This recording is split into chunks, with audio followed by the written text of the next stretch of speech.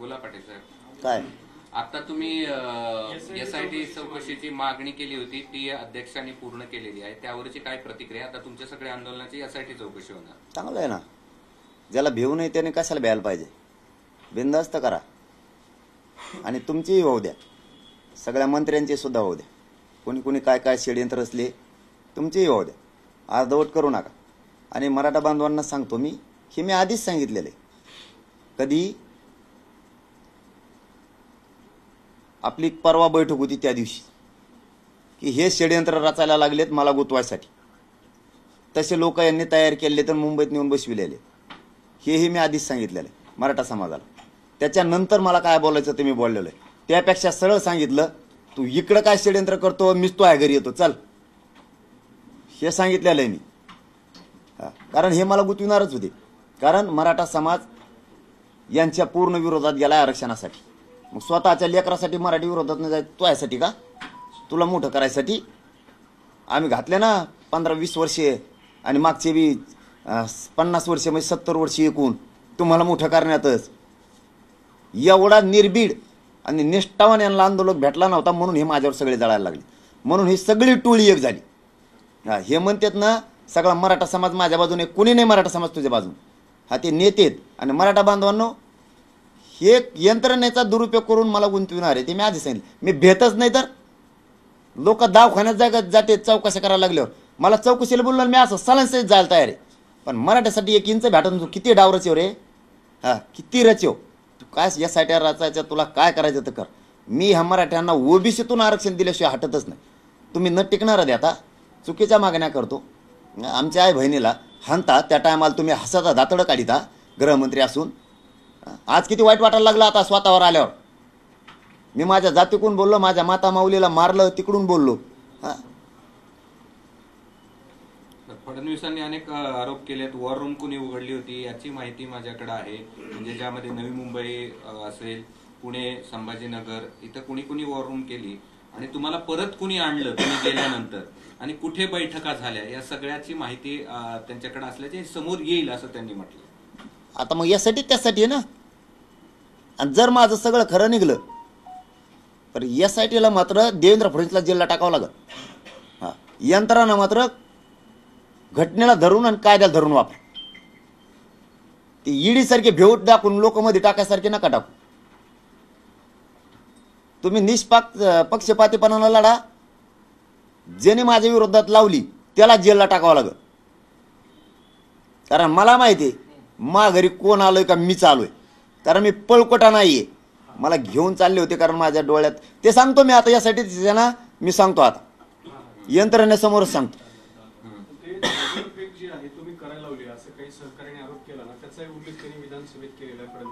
हो, त्याचं कामच ते. आता त्याला नेलं इथून नारायण राणे यांनी मराठ्याचं वाटोळा करायसाठी. मराठ्याच्या आई बहिणी आहेत. मराठ्याचंच पोरग मराठ्यांच्या विरोधात साक्ष देत आहे. तुला माहीत होतं याचा अर्थ त्यांनीच तुला पाठविला असेल कर यांच्यात दंगल म्हणून. आम्ही शांततेत बसलेलो आहे तिथं. मी उपोषण करताय 3-4 दिवसा. माझ्या डोळ्यात धूर गेलाय. मला सुरुवात दिसली, नंतर काहीच दिसलं नाही. आणि तू सांगतो दगडफेक करायला लावली. त्यावेळेस कोणाला माहित नव्हतं पोलिस बी हाणणार आहेत का. ते घुसल्यावर सुरू झालं धडाधड हाणायला. त्याचे व्हिडिओ आहेत त्यांच्याकडे सुद्धा. त्यांचे सुद्धा त्या गुप्तचर यंत्रणेचे लोक व्हिडिओ शूटिंग काढत होते. तेही आम्हाला माहिती आहेत. पहिल्या सुरुवातीपासून केव्हापासून काढत होते त्याचंही नाव घेऊ आम्ही. ती बी शूटिंग आणा.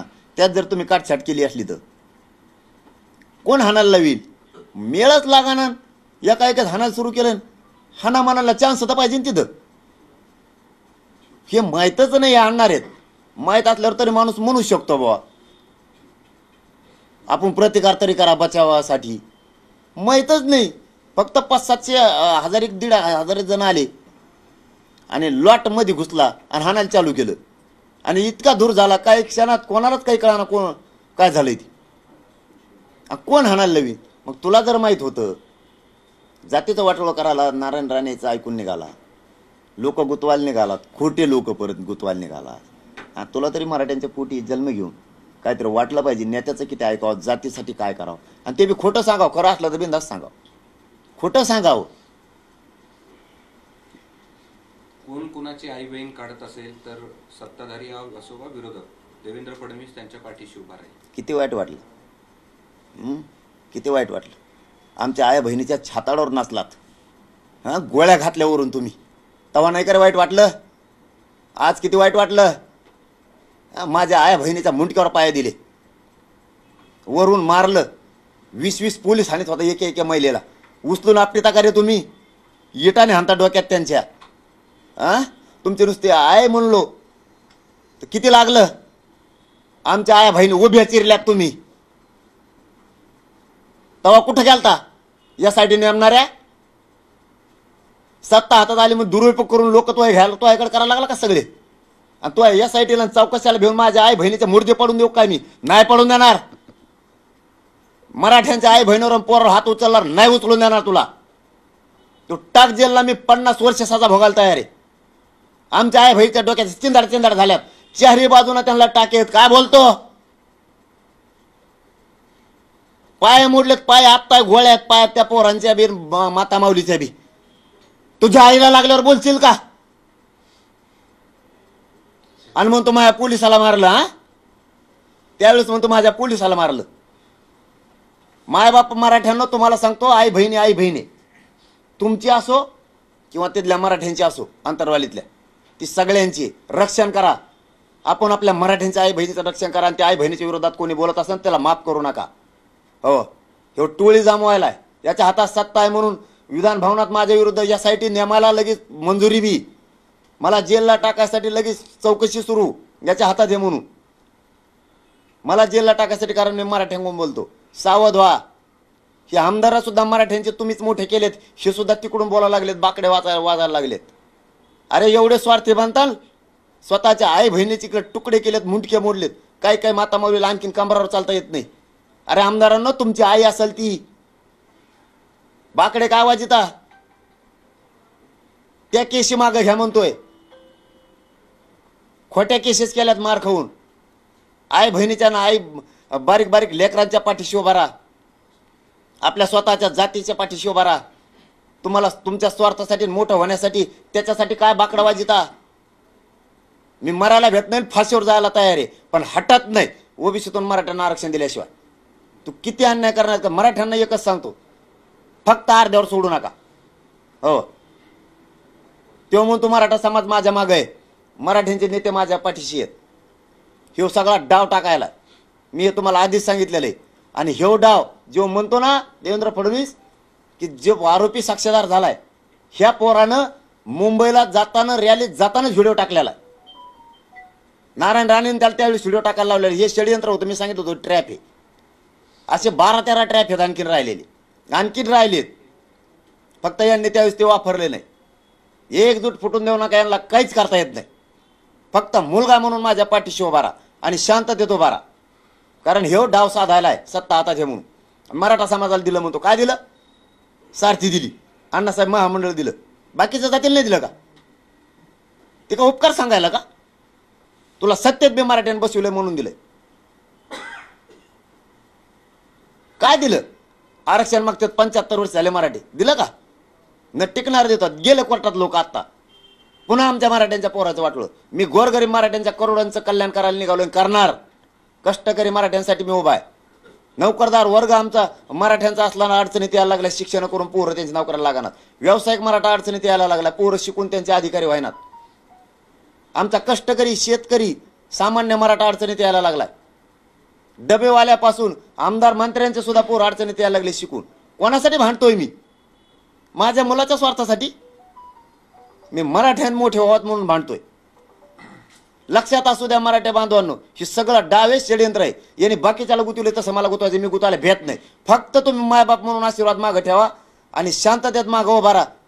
यांना करू द्या काय करायचं, मी भेट नाही, तुम्ही काळजी करू नका. मनोजी, ज्या प्रकारे डेव्हलपमेंट सुरू आहे, आपल्याला वाटतं का काही म्हणजे कधीच आपल्याला अटकी देखील होण्याची शक्यता आहे.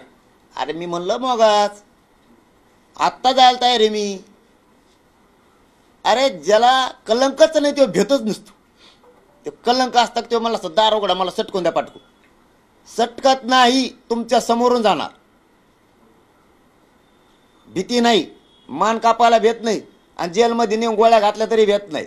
अरे किती पवित्र माझं मरण येणार आहे मला म्हणायचंय मराठा समाजासाठी. हसत मरणारे,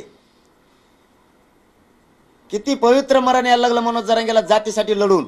आणि देवेंद्र फडणवीसमुळं मला मरण यायला लागलंय.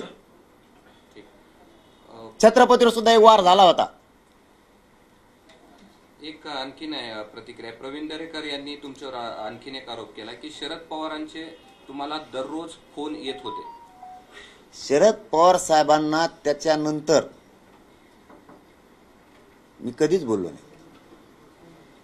आणि मी पवार साहेबाचंच नाही, प्रवीण दरेकर साहेबाचं नाही, मी कोणाचीच मदत घेतली नाही, कोणाचीच. हा, ते आल्यावर मी काय हाकून द्यायचं?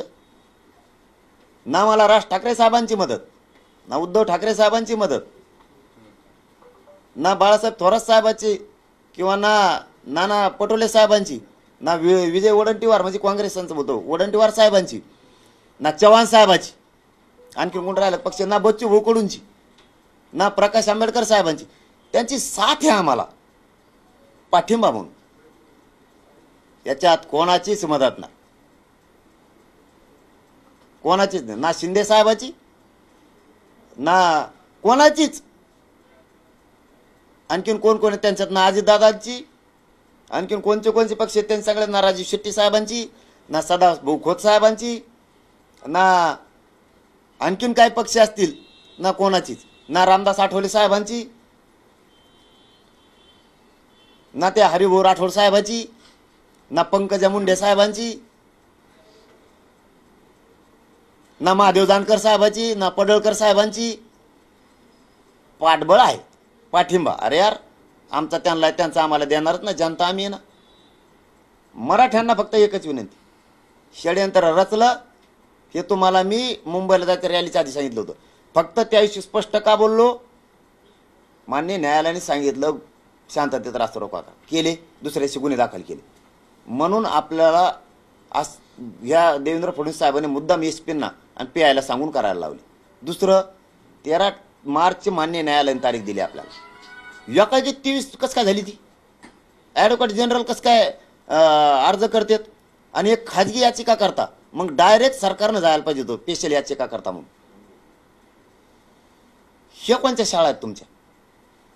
गुन्हे मागं घेतो, घ्यायना, अंमलबजावणी करतो, करीना.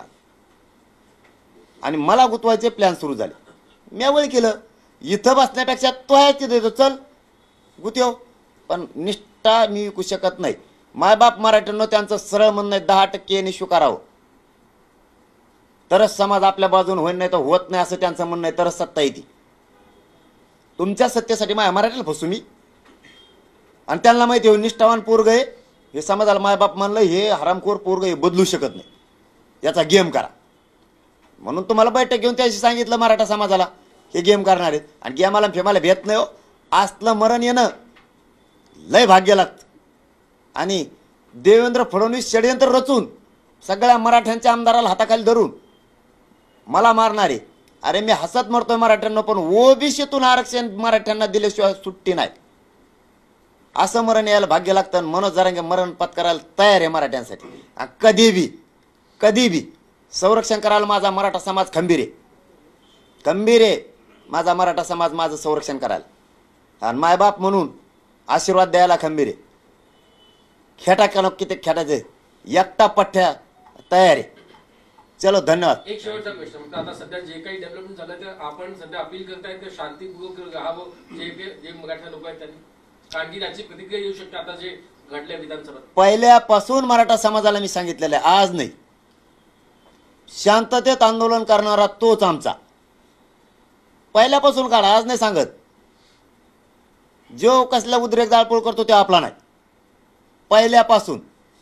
कालही मी मुंबईला निघताना सांगितलं, मी एकटा चाललोय, कोणी उद्रेक जाळपोळ करायचं नाही, त्याला घडून आणायचं, त्याला बेचारा करायचा महाराष्ट्र, होऊ द्यायचा नाही. आणि नाही होऊ दिला मी.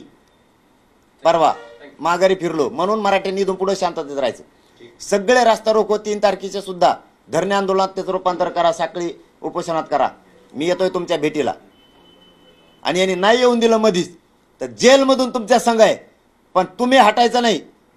माझ्या पाठीमागून मी हटत नाही मोरूस तर घ्यायचं तर ओबीसीतून आरक्षण. सगळ्या मराठ्यांचे आमदार विरोधात गेले तरीही आपल्या लेकरासाठी आपण हटायचं नाही.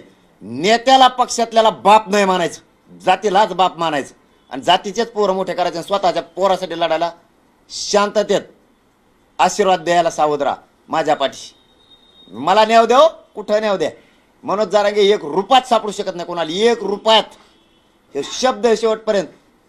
6 कोटी मराठ्यांचा मुलगा म्हणून आणि तुम्हाला मायबाप म्हणलं म्हणून तुमचं पोरग सापडूच शकत नाही कुठं. हे षडयंत्र हाणून पाडणार आणि न्यायालय मला न्याय देणार, मी मध्ये गेलो तरी बाहेर येणार. चलो, धन्यवाद.